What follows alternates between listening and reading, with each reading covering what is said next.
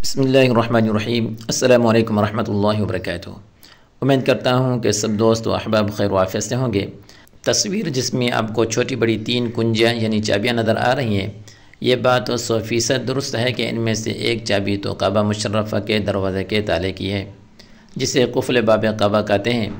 इनमें से जो कुंजी सबसे लंबी है वो बाब काबा की कुंजी है और ये सोने की बनी हुई है और इसका वज़न आधा किलो के लगभग है।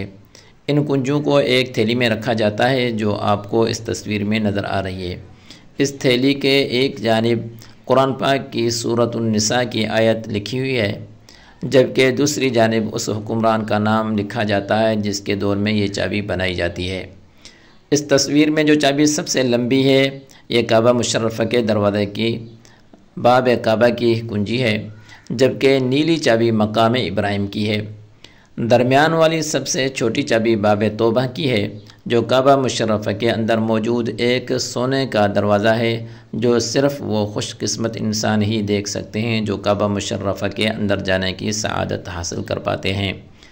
काबा मुशर्रफ़ा के दरवाज़े बाब काबा से अगर अंदर दाखिल हुआ जाए तो सीधे हाथ वाले कोने पर एक सोने का बना दरवाज़ा है जिसे बाब तौबा कहते हैं। इसको बाब तौबा इसलिए कहते हैं कि ये वो मकाम है जहाँ अल्लाह सुब्हानहू व तआला ने जन्नत से निकाले जाने के बाद सय्यदना आदम अलैहिस्सलाम की तौबा कबूल फरमाई थी। इस दरवाज़े पर आयत तौबा लिखी हुई है। इस दरवाज़े को अगर खोला जाए तो इसमें सीढ़ियाँ बनी है जो काबा मुशर्रफ़ा की छत पर तक जाती हैं।